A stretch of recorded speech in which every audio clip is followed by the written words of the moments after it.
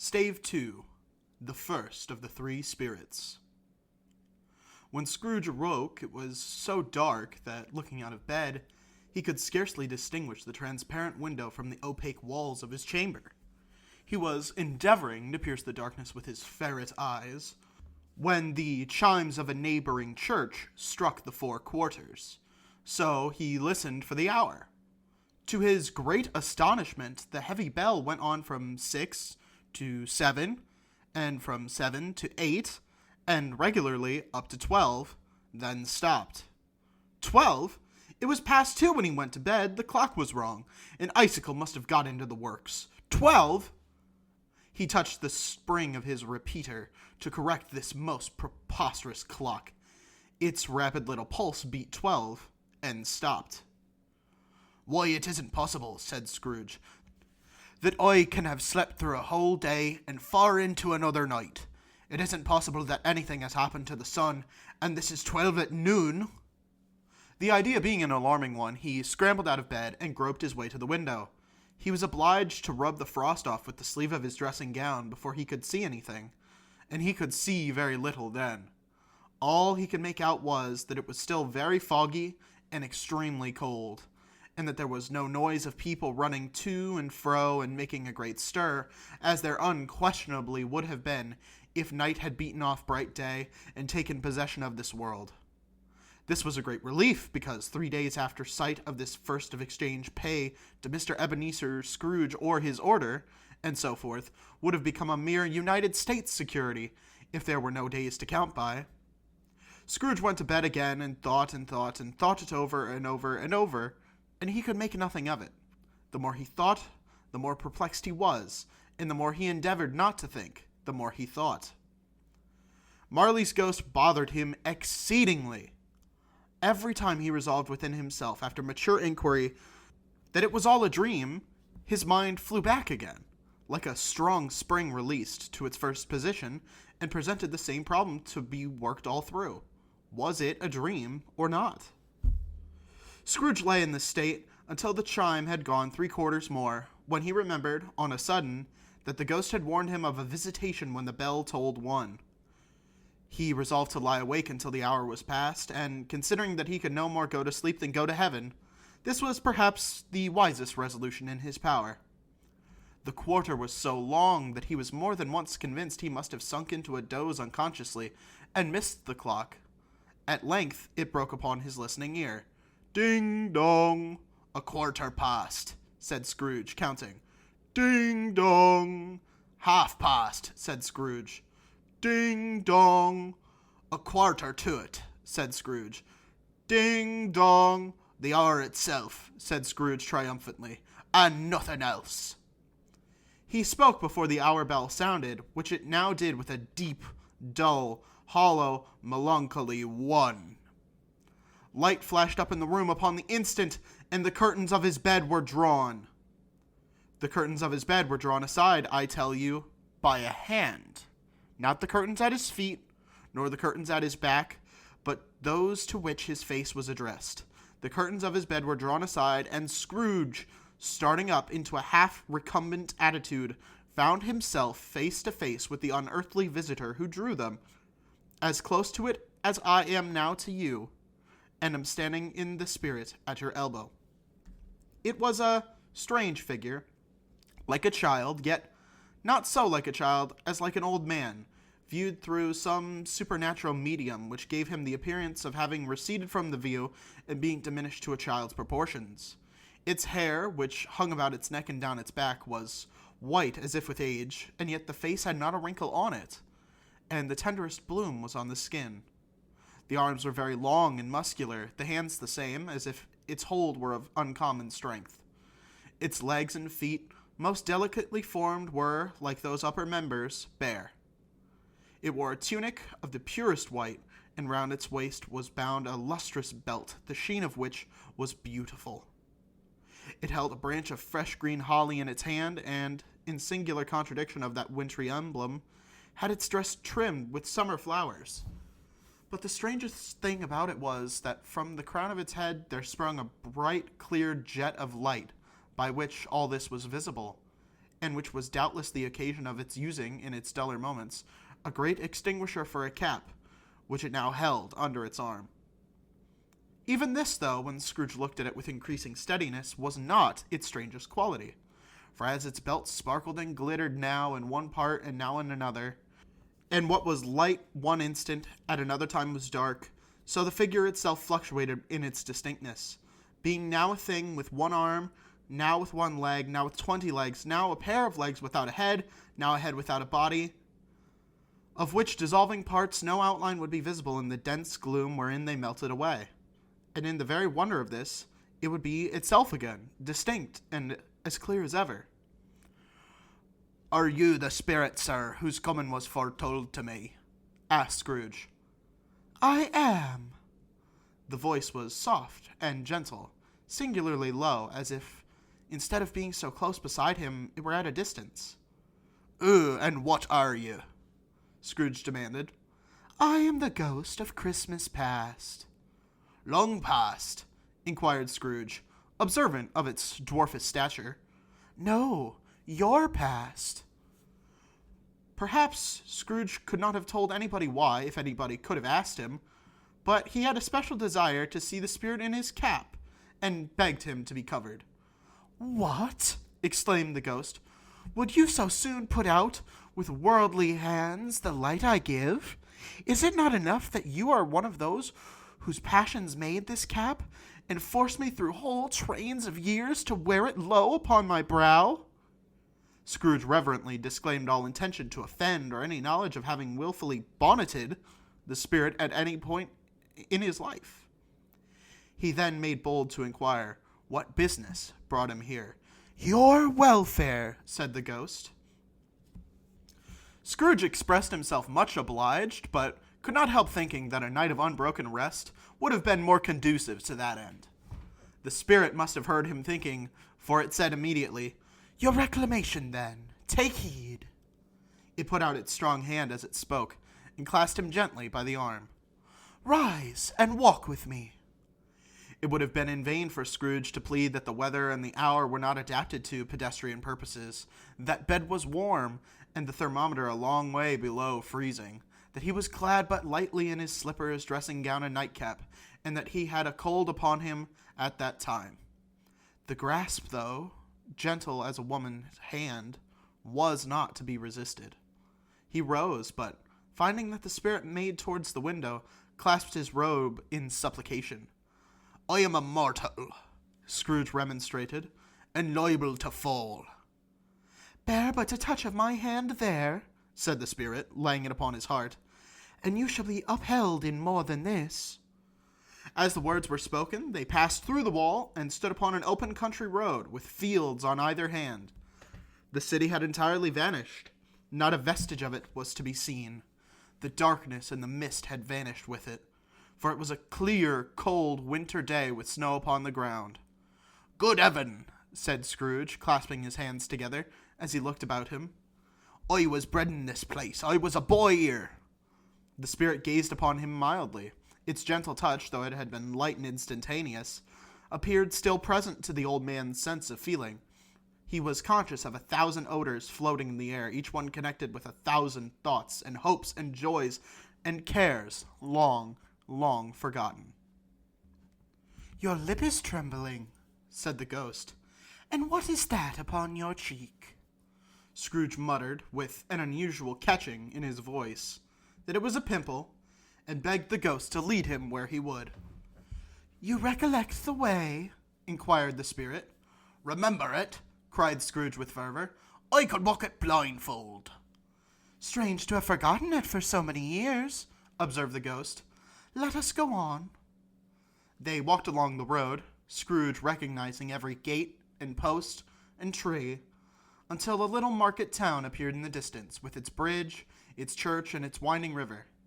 Some shaggy ponies now were seen trotting towards them with boys upon their backs, who called to other boys in country gigs and carts, driven by farmers.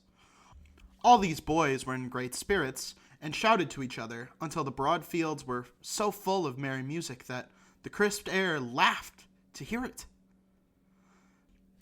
"These are but shadows of the things that have been," said the ghost. They have no consciousness of us.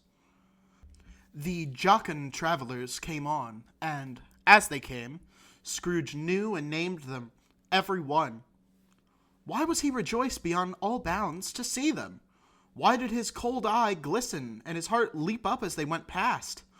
Why was he filled with gladness when he heard them give each other Merry Christmas, as they parted at crossroads and byways for their several homes? What was Merry Christmas to Scrooge? Out upon Merry Christmas! What good had it ever done to him? "The school is not quite deserted," said the ghost. "A solitary child, neglected by his friends, is left there still." Scrooge said he knew it, and he sobbed. They left the high road by a well-remembered lane, and soon approached a mansion of dull red brick, with a little weathercock-surmounted cupola on the roof, and a bell hanging in it. It was a large house, but one of broken fortunes, for the spacious offices were little used. Their walls were damp and mossy, their windows broken, and their gates decayed. Fowls clucked and strutted in the stables, and coach-houses and sheds were overrun with grass. Nor was it more retentive of its ancient state within, for entering the dreary hall, and glancing through the open doors of many rooms, they found them poorly furnished, cold, and vast. There was an earthy savor in the air, a chilly bareness in the place, which associated itself somehow with too much getting up by candlelight, and not too much to eat. They went, the ghost and Scrooge, across the hall, to a door at the back of the house. It opened before them and disclosed a long, bare, melancholy room, made barer still by lines of plain deal forms and desk. At one of these, a lonely boy was reading near a feeble fire, and Scrooge sat down upon a form and wept to see his poor, forgotten self as he used to be. Not a latent echo in the house, not a squeak and scuffle from the mice behind the paneling, not a drip from the half-thawed water spout in the dull yard behind, not a sigh among the leafless boughs of one despondent poplar, not the idle swinging of an empty storehouse door, no, not a clicking in the fire, but fell upon the heart of Scrooge with a softening influence, and gave a freer passage to his tears. The spirit touched him on the arm and pointed to his younger self, intent upon his reading. Suddenly, a man in foreign garments, wonderfully real and distinct to look at, stood outside the window, with an axe stuck in his belt, and leaning by the bridle, an ass laden with wood. "Why, it's Ali Baba!" Scrooge exclaimed in ecstasy. "It's dear old honest Ali Baba. Yes, yes, I know. One Christmas time, when yonder solitary child was left here all alone, he did come for the first time just like that. Poor boy. And Valentine," said Scrooge, "and his wild brother Orson, there they go. And what's his name, who was put down in his drawers asleep at the gate of Damascus, don't you see him? And the Sultan's groom turned upside down by the genii. There he is upon his head. Serve him right, I'm glad of it. What business had he to be married to the princess?" To hear Scrooge expending all the earnestness of his nature on such subjects, in a most extraordinary voice between laughing and crying, and to see his heightened and excited face would have been a surprise to his business friends in the city indeed. "There's the parrot," cried Scrooge. "Green body and yellow tail with a thing like lettuce growing out the top of his head. There he is. Poor Robin Crusoe, he called him, when he came home again after sailing round the island. Poor Robin Crusoe, where have you been, Robin Crusoe?" The man thought he was dreaming, but he wasn't. It was the parrot, you know. There goes Friday, running for his life to the little creek. "Hallo! Oop! Hallo!" Then, with a rapidity of transition very foreign to his usual character, he said, in pity for his former self, "Poor boy," and cried again. "I wish," Scrooge muttered, putting his hand in his pocket and looking about him after drying his eyes with his cuff, "but it's too late now." "What is the matter?" said the spirit. "Nothing," said Scrooge. "Nothing. There was a boy singing a Christmas carol at my door last night. I should like to have given him something, that's all." The ghost smiled thoughtfully and waved its hand, saying as it did so, "Let us see another Christmas." Scrooge's former self grew larger at the words, and the room became a little darker and more dirty. The panel shrunk, the windows cracked. Fragments of plaster fell out of the ceiling, and the naked lathes were shown instead. But how all this was brought about, Scrooge knew no more than you do. He only knew that it was quite correct, that everything had happened so, that there he was, alone again, when all the other boys had gone home for the jolly holidays. He was not reading now, but walking up and down despairingly. Scrooge looked at the ghost, and with a mournful shaking of his head, glanced anxiously towards the door.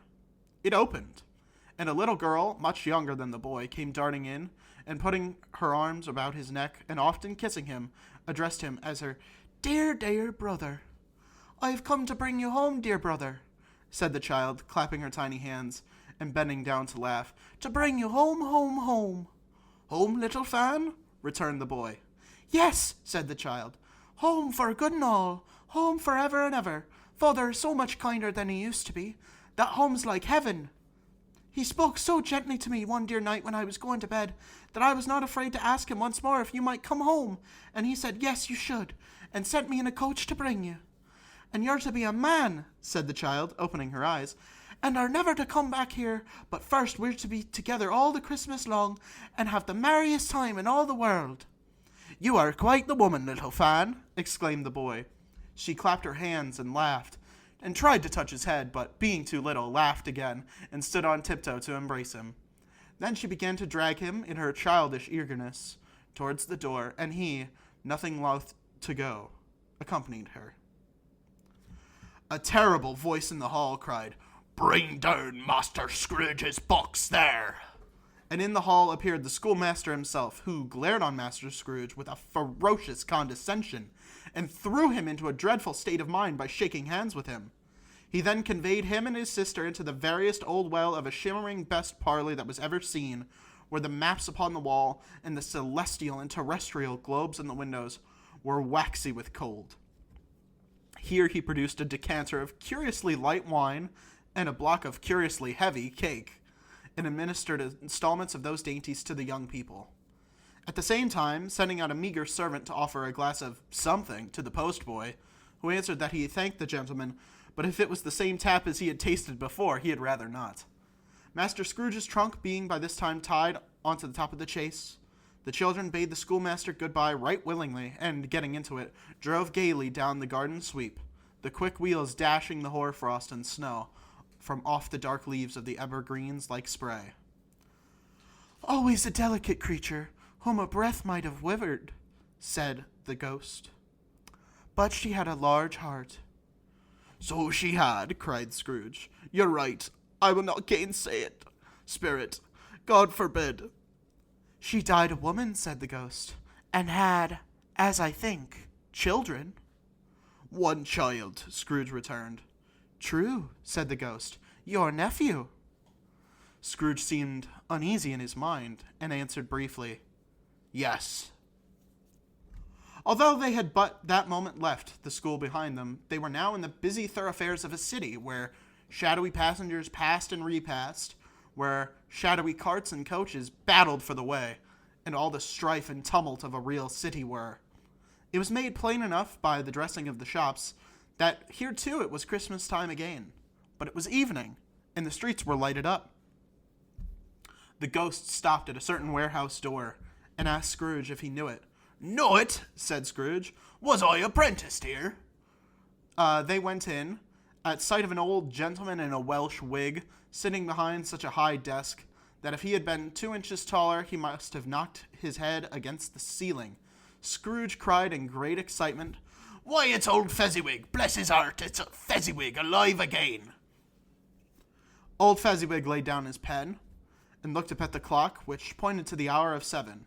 He rubbed his hands, adjusted his capacious waistcoat, laughed all over himself, from his shoes to his organ of benevolence, and called out in a comfortable, oily, rich, fat, jovial voice, "Yo-ho there, Ebenezer! Dick!"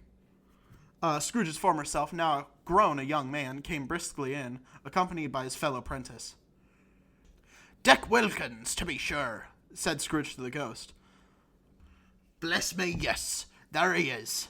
He was very much attached to me, was Dick. Poor Dick, dear, dear." "Yo-ho, my boys," said Fezziwig. No more work tonight. Christmas Eve, Dick. Christmas, Ebenezer. Let's have the shutters up, cried old Fezziwig, with a sharp clap of his hands, before a man can say Jack Robinson. You wouldn't believe how those two fellows went at it. They charged into the street with the shutters. 1, 2, 3, had 'em up in their places. 4, 5, 6, barred 'em and pinned 'em. 7, 8, 9, and came back before you could have got to 12, panting like racehorses. Hilly-ho! Cried old Fezziwig, skipping down from the high desk with wonderful agility. Clear away, my lads, and let's have lots of room here. Hilly-ho, Dick! Chin up, Ebenezer! Clear away? There was nothing they wouldn't have cleared away, or couldn't have cleared away, with old Fezziwig looking on. It was done in a minute. Every movable was packed off, as if it were dismissed from public life forevermore. The floor was swept and watered. The lamps were trimmed. Fuel was heaped upon the fire, and the warehouse was as snug and warm and dry and bright as a ballroom, as you would desire to see upon a winter's night. In came a fiddler with a music book, and went up to the lofty desk, and made an orchestra of it, and tuned like 50 stomach aches. In came Mrs. Fezziwig, one vast substantial smile. In came the 3 Miss Fezziwigs, beaming and lovable. In came the 6 young followers whose hearts they broke. In came all the young men and women employed in the business. In came the housemaid with her cousin the baker. In came the cook with her brother's particular friend the milkman. In came the boy from over the way who was suspected of not having board enough from his master, trying to hide himself behind the girl from next door but one, who was proved to have had her ears pulled by her mistress. In they all came, one after the other, some shyly, some boldly, some gracefully, some awkwardly, some pushing, some pulling. In they all came, anyhow and everyhow. Away they all went, 20 couple at once, hands half round and back again the other way, down the middle and up again, round and round in various stages of affectionate grouping, old top couple always turning up in the wrong place, new top couple starting off again, as soon as they got there. All top couples at last, and not a bottom one to help them. When this result was brought about, old Fezziwig, clapping his hands to stop the dance, cried out, "Well done!" And the fiddler plunged his hot face into a pot of porter, especially provided for that purpose. But scorning rest, upon his reappearance, he instantly began again, though there were no dancers yet, as if the other fiddler had been carried home exhausted on a shutter, and he were a brand new man resolved to beat him out of sight or perish. There were more dances, and there were forfeits, and more dances, and there was cake, and there was negus, and there was a great piece of cold roast, and there was a great piece of cold boiled, and there were mince pies, and plenty of beer. But the great affect of the evening came after the roast and boiled, when the fiddler, an artful dog, mind, the sort of man who knew his business better than you or I could have told it him, struck up Sir Roger de Coverley. Then old Fezziwig stood out to dance with Mrs. Fezziwig. Top couple, too, with a good stiff piece of work cut out for them. 3 or 4 and 20 pair of partners, people who were not to be trifled with, people who would dance and had no notion of walking. But if they had been twice as many, 4 times, old Fezziwig would have been a match for them, and so would Mrs. Fezziwig. As to her, she was worthy to be his partner in every sense of the term. If that's not high praise, tell me higher and I'll use it. A positive light appeared to issue from Fezziwig's calves. They shone in every part of the dance like moons. You couldn't have predicted at any given time what would have become of them next. And when old Fezziwig and Mrs. Fezziwig had gone all through the dance, advance and retire, both hands to your partner, bow and curtsy, corkscrew, thread the needle, and back again to your place, Fezziwig cut so deftly that he appeared to wink with his legs. It came upon his feet again without a stagger. When the clock struck 11, this domestic ball broke up. Mr. and Mrs. Fezziwig took their stations, one on either side of the door, and shaking hands with every person individually as he or she went out, wished him or her a Merry Christmas. When everybody had retired but the 2 prentices, they did the same to them, and thus the cheerful voices died away, and the lads were left to their beds, which were under a counter in the back shop. During the whole of this time, Scrooge had acted like a man out of his wits. His heart and soul were in the scene, and with his former self. He corroborated everything, remembered everything, enjoyed everything, and underwent the strangest agitation. It was not until now, when the bright faces of his former self and Dick were turned from them, that he remembered the ghost, and became conscious that it was looking full upon him, while the light upon its head burnt very clear. "A small matter," said the ghost, "to make these silly folks so full of gratitude." "Small," echoed Scrooge.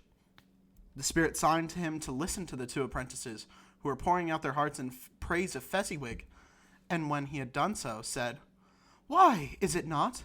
He has spent but a few pounds of your mortal money, 3 or 4 perhaps. Is that so much that he deserves this praise?" "It isn't that," said Scrooge, heated by the remark, and speaking unconsciously like his former, but not his latter, self. "It isn't that, spirit. He has the power to render us happy or unhappy, to make our service light or burdensome, a pleasure or a toil.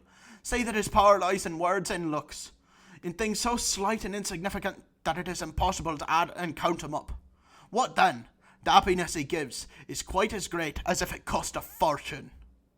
He felt the spirit's glance and stopped. "What is the matter?" asked the ghost. "Nothing particular," said Scrooge. "Something, I think," the ghost insisted. "No," said Scrooge. "I should like to be able to say a word or two to my clerk just now. That's all."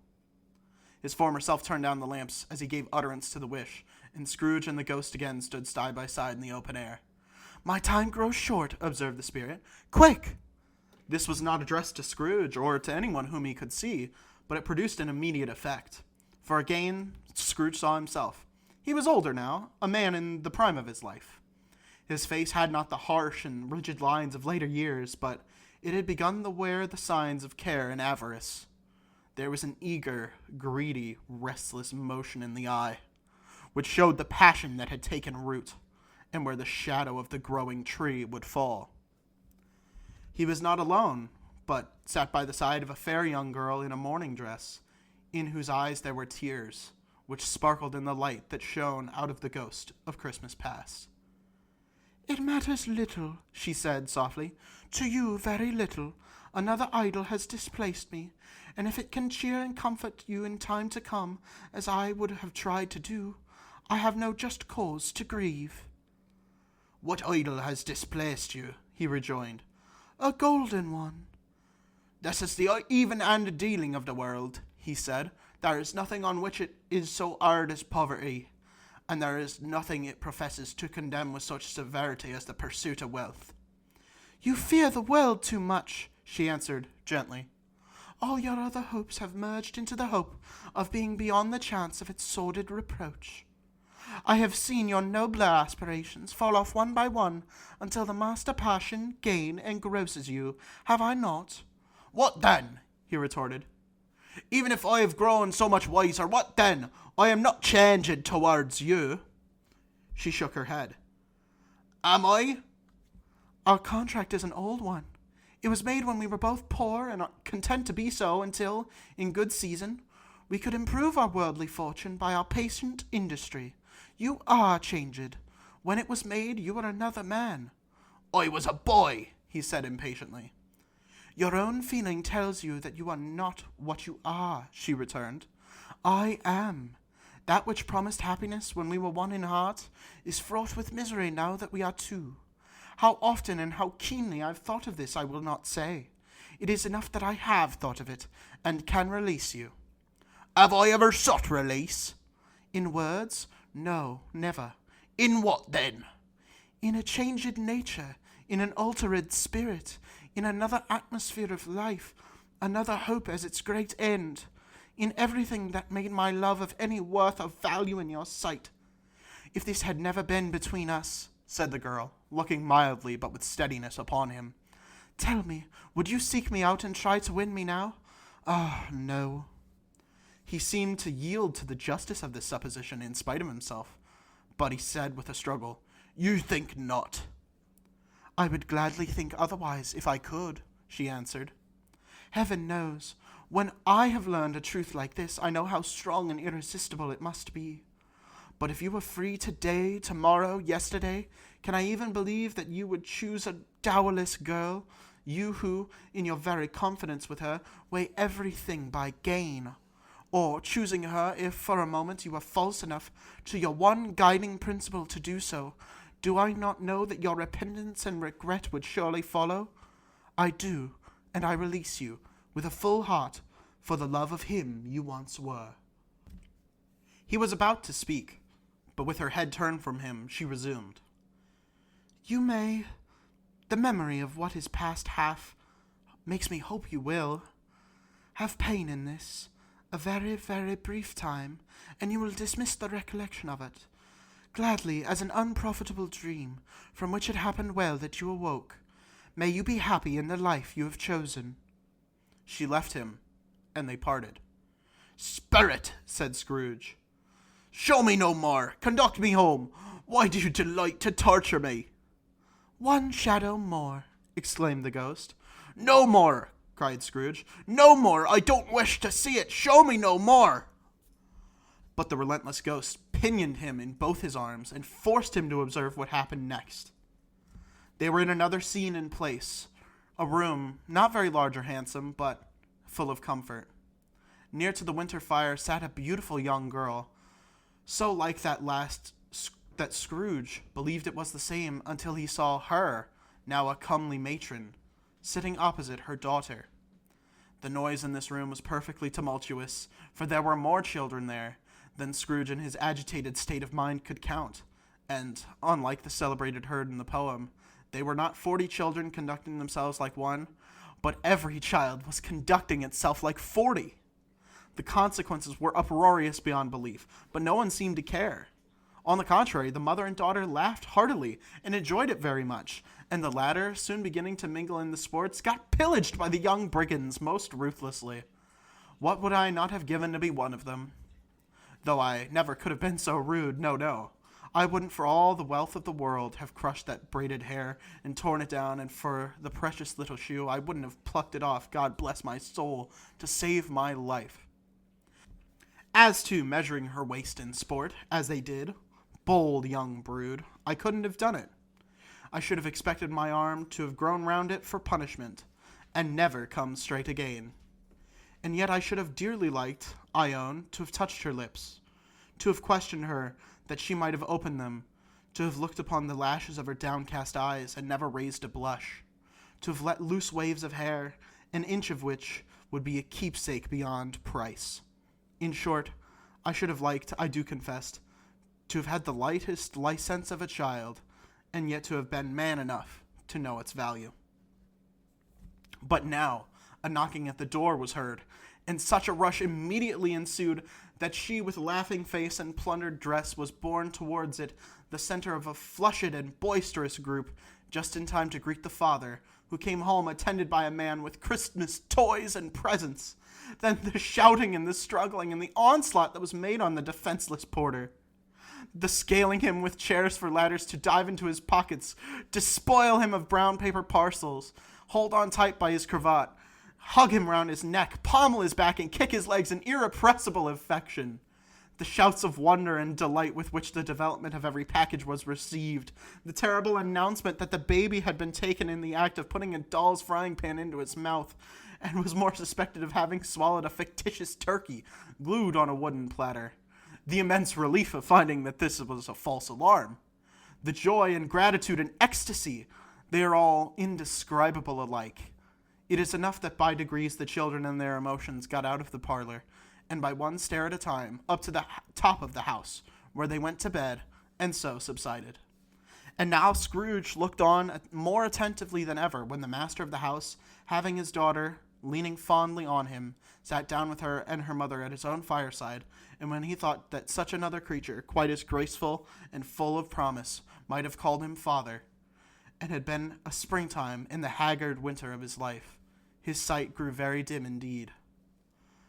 "Belle," said the husband, turning to his wife with a smile, "I saw an old friend of yours this afternoon." "Who was it?" "Guess." "How can I, Tut? Don't I know?" she added in the same breath, laughing as he laughed. "Mr. Scrooge." "Mr. Scrooge it was. I passed his office window, and it was not shut up. He had a candle inside, and I could scarcely help seeing him. His partner lies upon the point of death, I hear, and there he sat alone, quite alone in the world, I do believe." "Spirit," said Scrooge in a broken voice, "remove me from this place." "I told you these are the shadows of things that have been. That they are what they are. Do not blame me," said the ghost. "Remove me!" Scrooge exclaimed. I cannot bear it. He turned upon the ghost, and seeing that it looked upon him with a face in which some strange way there were fragments of all the faces it had shown him, wrestled with it. Leave me, take me back, haunt me no longer. In the struggle, if that can be called a struggle in which the ghost, with no visible resistance on its own part, was undisturbed by any effort of its adversary, Scrooge observed that its light was burning high and bright, and dimly connecting that with its influence over him. He seized the extinguisher cap, and by a sudden action pressed it down upon its head. The spirit dropped beneath it, so that the extinguisher covered its whole form, but though Scrooge pressed it down with all his force, he could not hide the light which streamed from under it in an unbroken flood upon the ground. He was conscious of being exhausted, and overcome by an irresistible drowsiness, and further, of being in his own bedroom. He gave the cap a parting squeeze, in which his hand relaxed, and he barely had time to reel to bed before he sank into a heavy sleep.